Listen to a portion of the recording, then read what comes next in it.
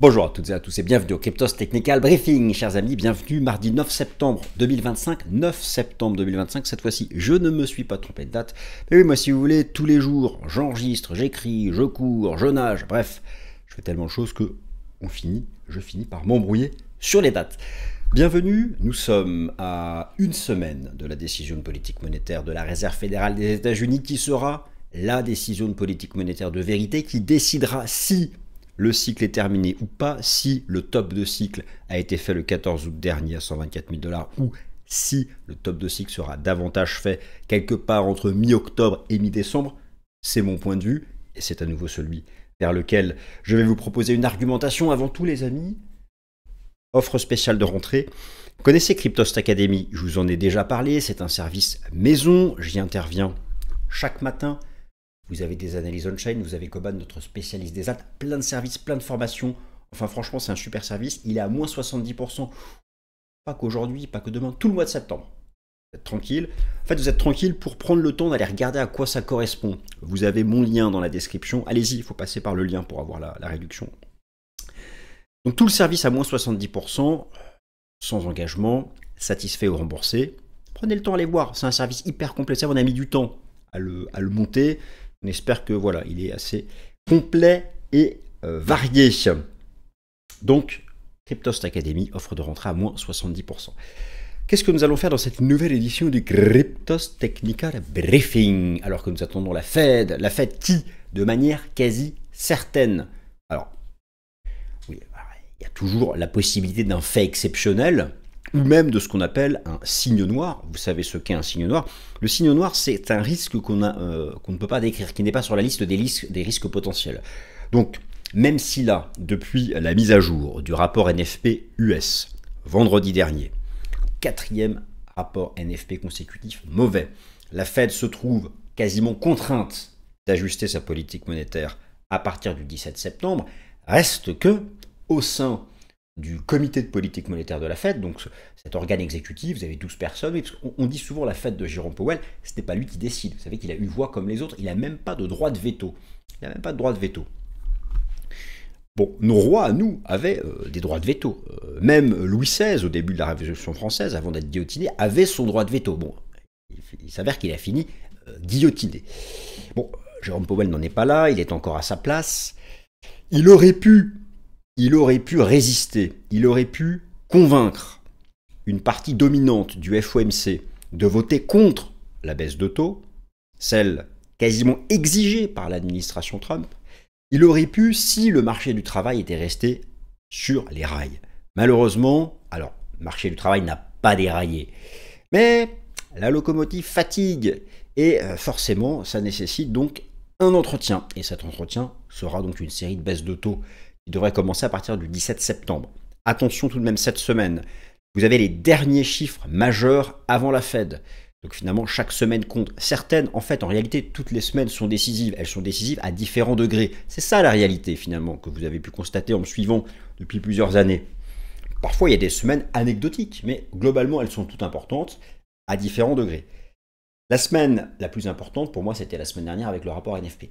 Il n'empêche que cette semaine, vous avez les dernières mises à jour des inflations US, donc parce qu'il y a 3 métriques d'inflation, le PPI, les prix à la production, les prix sortis d'usine, le CPI, les prix à la consommation, calculés par le département du commerce, non, par le ministère du Travail, pardon, et le PCE, voilà, celui-là qui est calculé par le département du commerce, l'indice d'inflation qu'on regarde la Fed. Bon, cette semaine, c'est le PPI et le CPI.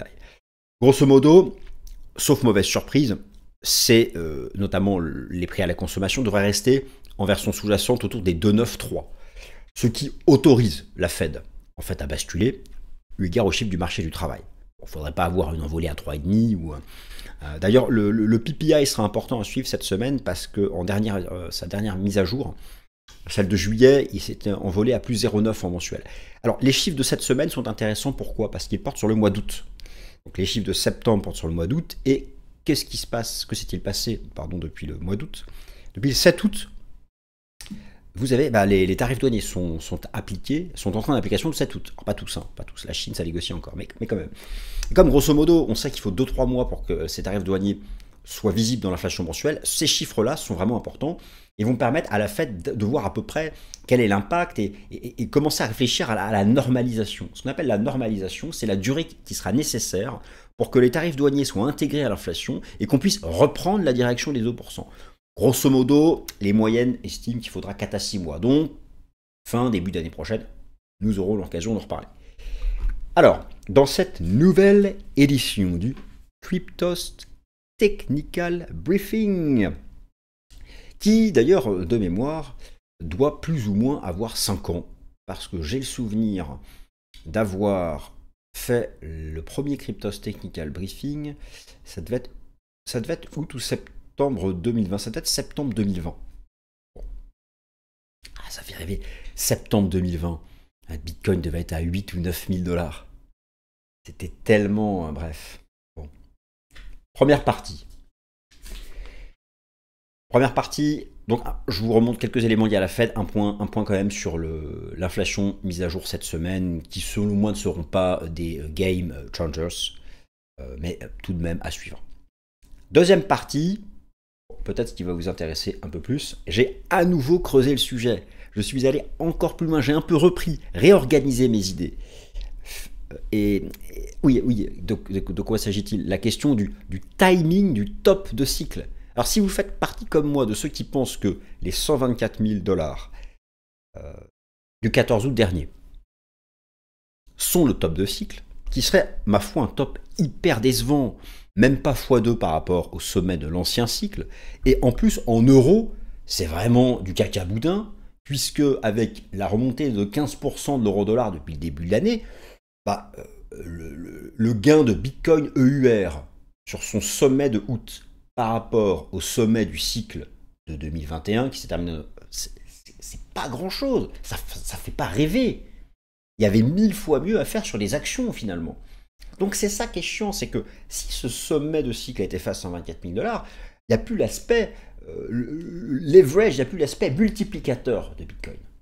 Bon, sur les alts, oui, les alts depuis le début du cycle ont quand même bien performé.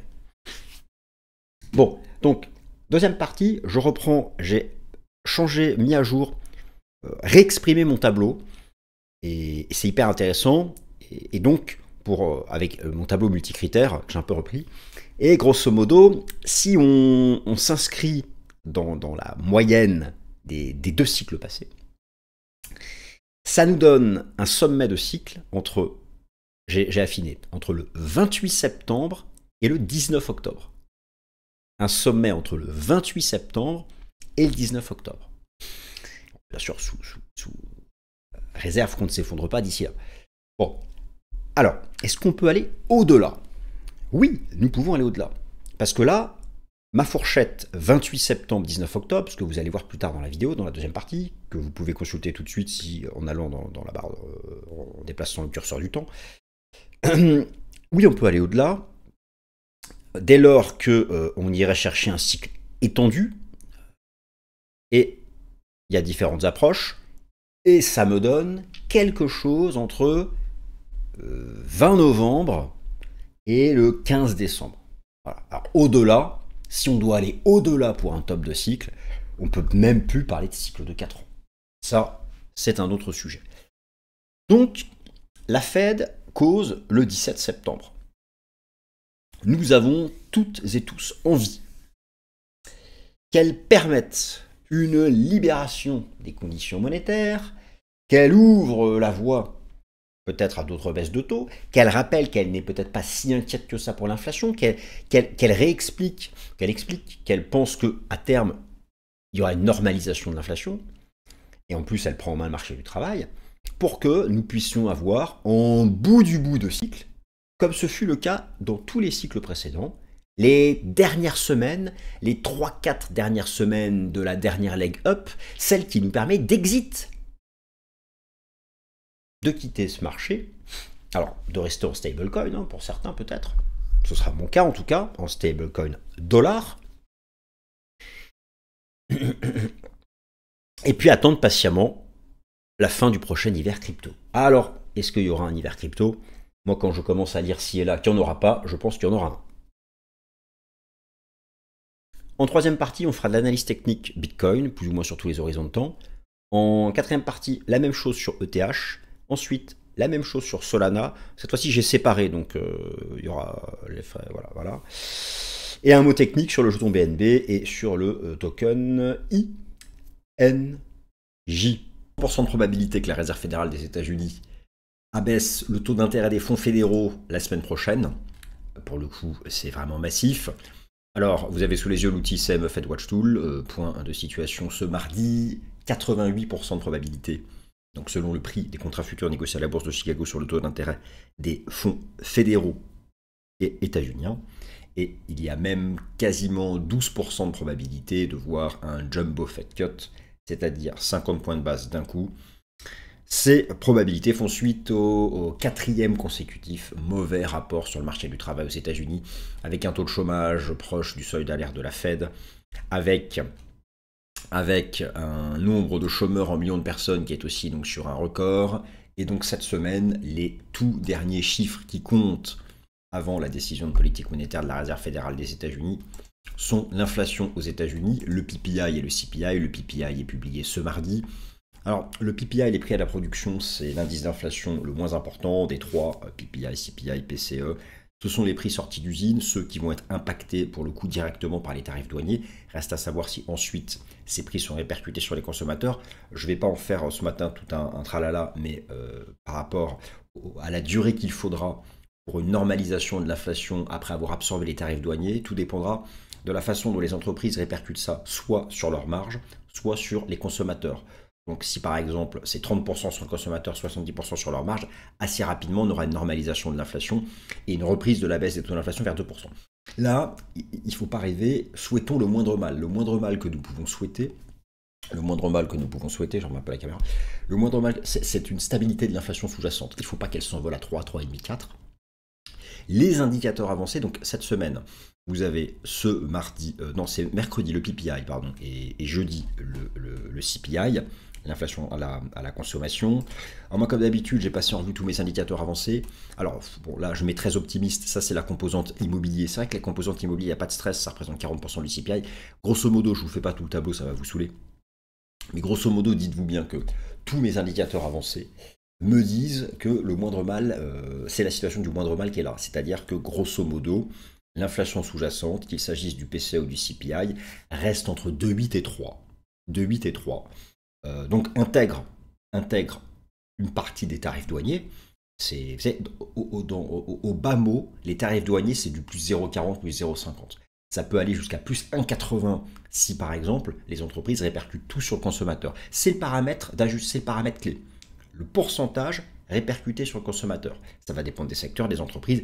Il va falloir 2-3 mois pour voir un peu comment tous les secteurs s'ajustent. Mais grosso modo, retenez une chose, si on arrive à se maintenir autour de 3% sur l'inflation sous-jacente, c'est correct. Parce que derrière, on sait qu'au bout de 4, 6, ça dépend, jusqu'à 9 mois, on a une normalisation. Bon, donc c'est l'enjeu de la semaine. Pour ne pas gâcher la probabilité actuelle de voir la Fed baisser, donc c'est tôt, donc c'est la semaine prochaine, c'est le 17 septembre, on aura l'occasion d'en reparler, puisque la semaine prochaine sera une semaine décisive, j'ai déjà choisi mon titre. Décisif pour la tendance de fin d'année, oui, clairement, de toute façon, c'est 17 septembre qu'on peut valider ou pas, si le top de cycle a été fait à 124 000 $ le 14 août, ou s'il n'a pas été fait. Je pense qu'il n'a pas été fait. Bon, dans tous les cas, beaucoup d'indicateurs de marché sont favorables, notamment la chute du 2 ans américain, qui est celui qui anticipe le mieux l'action à venir de la Fed. Et un dernier mot sur l'inflation, donc retenez un mercredi, jeudi, l'algorithme de la Fed de Cleveland, qui a souvent été qui est souvent assez juste, qui se projette même sur les chiffres de septembre. Attention, les chiffres de septembre, ce n'est pas les chiffres de maintenant, ceux qui sont publiés en octobre. Vous voyez que le core PCE, le core CPI, même s'éloigne de 3%, alors que pourtant, nous sommes, je vous le rappelle, depuis le 7 août, en phase d'intégration des tarifs douaniers.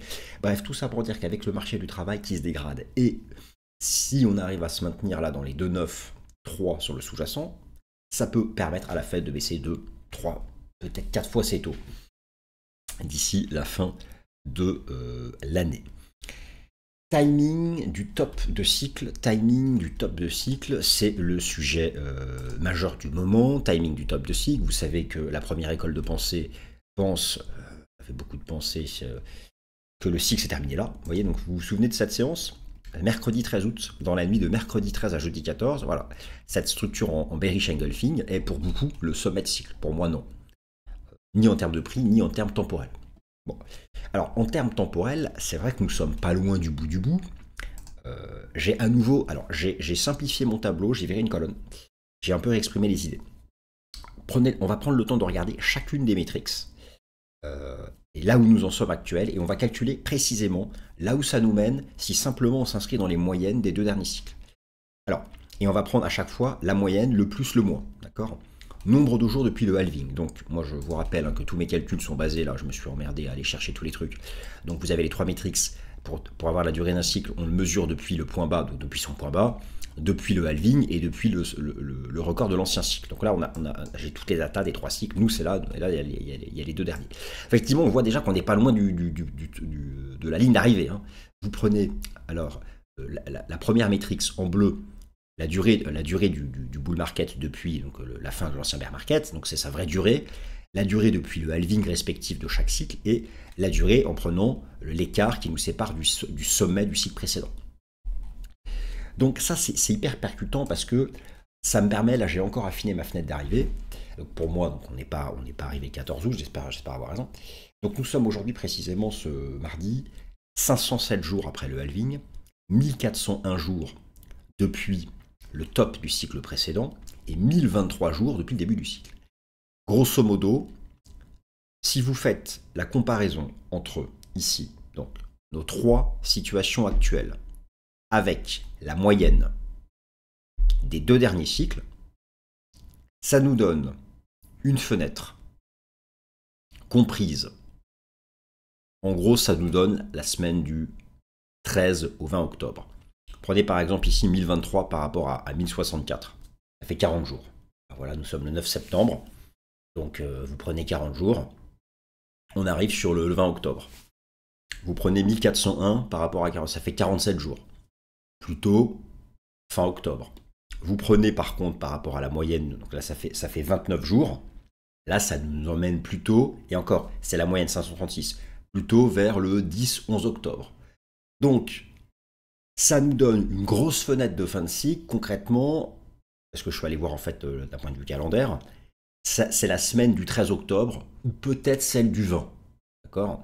Semaine du 13 octobre ou semaine du 20 octobre, pour un top de cycle, si on s'inscrit dans les moyennes. Mais observez quelque chose, par exemple, ici. La fin du cycle en nombre de jours post-halving. Regardez ce qui se passe cycle après cycle. 366, 526, 547, c'est croissant. Donc là, je tape une moyenne de ces deux-là. Mais si on applique le principe de croissance, ça va peut-être faire, nous, 580 ou 590 sur notre cycle actuel. Nous sommes 507. C'est-à-dire que l'idée selon laquelle, pour certains, le cycle peut aller jusqu'à décembre, peut s'inscrire dans des cycles qui, d'un point de vue temporel, rapportés au halving, et le halving, c'est quand même la base du cycle de 4 ans, sont croissants. D'accord? Donc, là, moi, quand je donne quand je vous dis semaine du 13 octobre, pour moi, je dirais presque, c'est presque le minimum. C'est là, à partir de là où, bon, il va falloir être hyper attentif à tous les signaux techniques. Mais ça peut aller au-delà. D'ailleurs, regardez, reprenez ça. Fin du cycle en durée depuis le top du cycle précédent. Donc, si je fais la moyenne de ces deux-là, ça vous donne, c'est la semaine du 20 octobre. Mais si on est aussi long que le cycle de 2016, montre ici, c'était, voilà, nous on est 1401 jours depuis ce sommet-là, lui il a fait 1423, et là 1472. 1472 depuis, je suis en échelle arithmétique, hein, c'est pour ça, mais c'était là. 1472. Si on est aussi long que le cycle de 2016, ça nous envoie la semaine du 20 novembre. Donc, ensuite, il faut voir si on arrive à trouver ces durées de plusieurs façons. La semaine du 13-20 octobre, vous voyez que je la trouve avec plusieurs critères.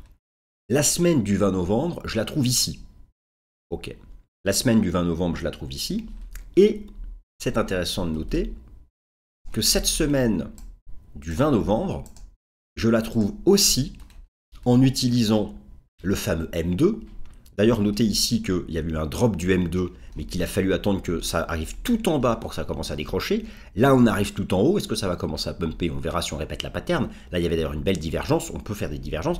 Ça m'emmène au stade actuel, ça m'emmène au 18 novembre. Donc, j'affine un peu tout ça. Ici, j'ai mes multi-critères. Je me dis qu'il y a une première vraie grosse zone d'alerte. Ici, donc, ça vous donne la semaine. Donc, on est 1023. Ça fait un bon 40 jours. Ça donne le 20 octobre. Si on fait la même durée que 2016, là, nous sommes 507, 500, donc c'était 526, ça vous donne le 28 septembre. Ici, ça donne le 15 octobre. Bon, la bonne nouvelle, c'est que pour l'instant, nous ne sommes pas on n'est pas dans ces repères temporels. Alors d'ailleurs, c'est intéressant parce que le cycle de 2016, je vais vous montrer un truc. Là, je dis 526 et là 547, mais regardez précisément. Je vais zoomer sur eux, ils sont là. Effectivement, là, c'était 526. Là, on a fait un deuxième à 547, mais là aussi, regardez, on avait fait 526 et un deuxième quasiment au même niveau à 547. Donc finalement, les deux là, 2016 et 2020, s'alignent sur plutôt du 547. S'alignent sur du 547. Donc finalement, ils ont presque eu la même durée. Donc du coup, cette moyenne, est-ce qu'elle est vraiment valable? On va plutôt taper du 547. Nous sommes 507, ça fait 40 jours. Nous sommes le 9 septembre. 9 octobre, 19 octobre. Vous avez vu un peu comme je tricote là? 19 octobre, dimanche 19 octobre. Bon. Grosso modo, la semaine du 13, donc c'est lundi 13 octobre, mais nous pourrions avoir, si on fait de la répétition multicritère, un sommet de cycle le dimanche 19 octobre. Un top de cycle le dimanche 19 octobre.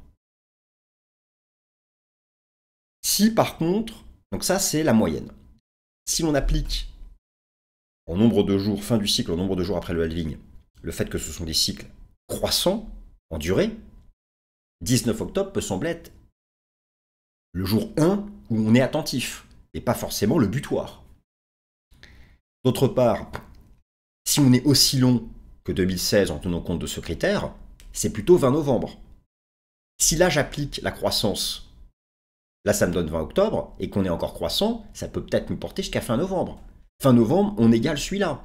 Et fin novembre, on s'inscrit davantage dans le M2. Et fin novembre, on s'inscrit dans la répétition calendaire. En bleu, ici, vous avez la moyenne temporelle intercycle. J'ai bien dit calendaire, pardon, calendaire. Le calendaire. Il n'y a pas de comparaison au nombre de jours depuis le halving, depuis le point bas d'Hubert ou l'ancien sommet. Là, c'est le bleu, c'est le calendaire. Et le calendaire me dit fin novembre. Donc, j'ai la moitié de mes critères qui me disent mi-octobre, l'autre moitié mi-novembre. Le marché fera le choix de piéger le consensus.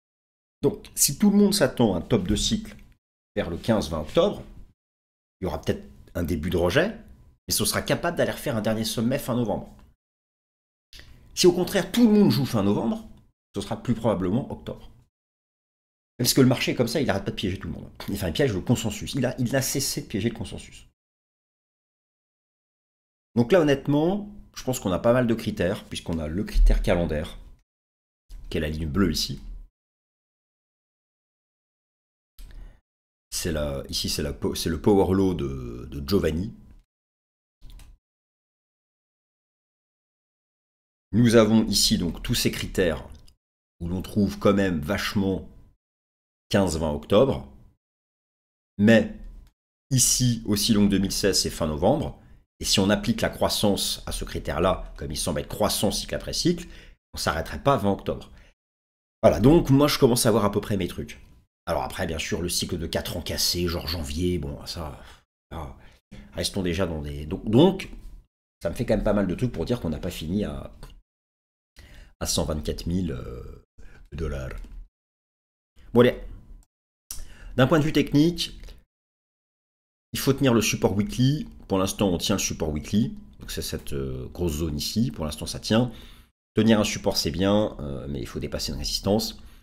Pour réenvisager d'être bullish, il faut être capable de sortir de cette compression sur le contrat futur. Vous voyez, tant que le contrat futur du CME tient ça, qui est en cours de clôture, c'était le sommet de janvier-février dernier, c'était le Trump, ça reste bullish. Il faut vraiment pas péter ça en fait. C'est la zone des 107, 108, il faut pas la péter quoi. C'est vraiment, voilà, c'est cette trendline. Mais bon, pour repasser bullish, il faut un vrai breakout de quoi? De ça. Vous voyez, on peut ici éventuellement avoir une structure en épaule, tête épaule inversée.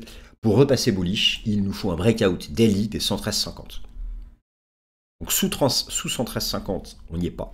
Les comptes n'y sont pas, ça reste probabilité reste corrective. On fait un breakout de ça, ça va repartir fort. Ça va repartir fort. Alors, là, c'est vrai qu'on regarde vraiment l'aspect temporel. Imaginons que ça reparte, imaginons que je ne dise pas de bêtises et qu'effectivement, on ait davantage un top entre mi-octobre et mi-novembre. Bon, en termes de prix, on sera toujours gêné par cette saloperie de trendline. Permettez-moi d'être un poil vulgaire. Elle est là. La fameuse trendline intercycle qui n'arrête pas de nous toper. Et c'est vrai que si on va la rechercher, c'est 125. Ça n'avait pas arrivé 125K. Mais il faudra toujours l'avoir en tête celle-là. Parce que regardez, à chaque fois ici qu'on est venu la toucher, regardez la réaction. Là, je ne l'ai pas fait figurer, elle est sur le weekly, mais elle passe ici, là. Donc vous voyez bien que si là, on va là, ça donne 125. Disons que si on doit vraiment faire ce top de cycle sur mi-octobre, mi-novembre, j'espère qu'on va être capable de la passer. Bon, si ce n'est pas le cas, vous savez, si le 20 octobre, on est à 126K, ça ressemble à l'évidence, hein, faudra prendre le prix que donne le marché. Bon, en tout cas, pour que nous puissions avoir cette dernière leg up, il ne faut pas casser le support weekly. Donc concrètement, les plus bas là, de la fin du mois d'août, c'est la zone à ne pas enfoncer. Sur le Bitcoin All-Time History Index, ça correspond en fait à cet intervalle. Regardez, là j'ai attrapé le cours de clôture le plus haut, là la mèche haute. C'est vraiment cet intervalle 106-109. Vous voyez? Cours de clôture, mèche haute. Cours de clôture, mèche haute. Voilà la bande. C'est la bande sous laquelle il ne faut pas passer. Et c'est ce gros seuil sur le contrat futur du CME. Le prix du contrat futur est un peu différent du spot, mais les structures techniques sont assez équivalentes. Et pour donner un signal boule, retenez 113,5. C'est vraiment, le niveau est propre là, il n'y a pas de... C'est le gros niveau horizontal, c'est le niveau à reprendre pour envisager quelque chose.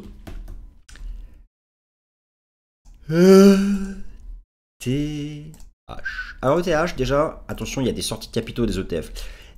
Le cycle de surperformance est probablement en pause. On a eu, franchement, un été incroyable sur ETH. Vous êtes tous contents pour les ETH holders. Maintenant, ça dégraisse un peu. Après, les inflows massifs, il y a des outflows.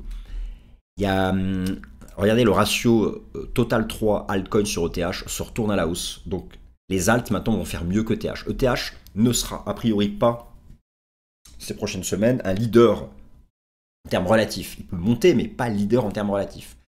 La performance peut être plus importante, si le marché monte, bien sûr, du côté des alts.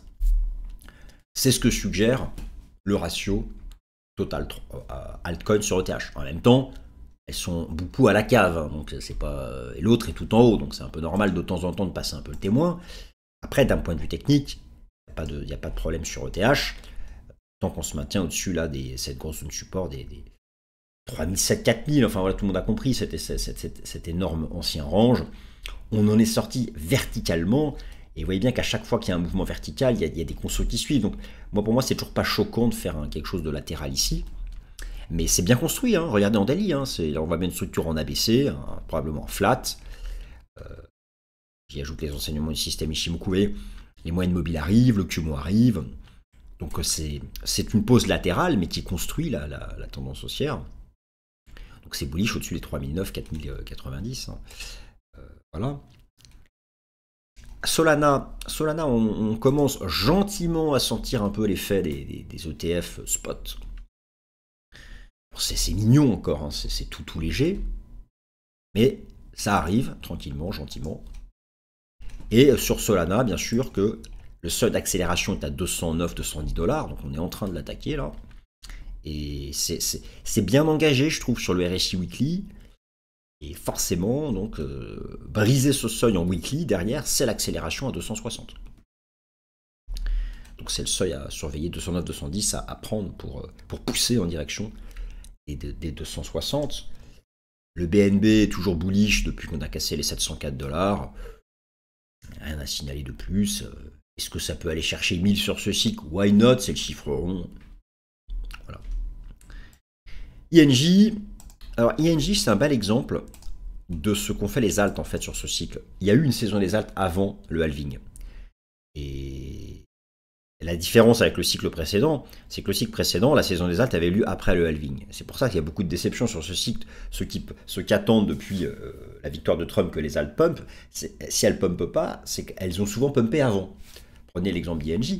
Il y a eu la saison des alts entre octobre 2023 et mars 2024. On est revenu ici à la case départ, en train de construire potentiellement une pattern de renversement haussier, mais on ne l'a pas validé. Il y a le niveau des 16 $ en cours de clôture ici pour éventuellement pour libérer quelque chose, mais ça ne garantit pas qu'on aura le même mouvement ici. En tout cas, la grosse zone d'accumulation est là. J'y ajoute ici le cumul. Vous voyez, on a quand même ça au-dessus de la tête. Ça prend du temps à dépasser un gros cumul weekly comme ça. Donc déjà, il faut le tester, je pense que ça va rejeter, après il faudra rentrer dedans, et donc ça prendra du temps. Et là, nous sommes en bear market. Il y a eu un bull market de octobre 2022 à mars 2024, nous sommes en bear market, en tentative là de faire quelque chose, mais ça peut prendre très très longtemps les phases de range. En tout cas, un premier signal de force serait de faire sauter les 16 $, car ça pourrait donner à cette structure ici, plus ou moins la forme d'une pattern de renversement haussier. À suivre, chers amis, à suivre. Retenez simplement au final qu'il faut faire sauter 113,5 pour repasser bullish. Et que j'estime que d'un point de vue temporel, on n'y est pas encore. Donc pour l'instant, j'affine chaque jour, mais vous avez compris, donc on a une grosse fenêtre 15 octobre, 20 novembre. Voilà. Merci à toutes et à tous.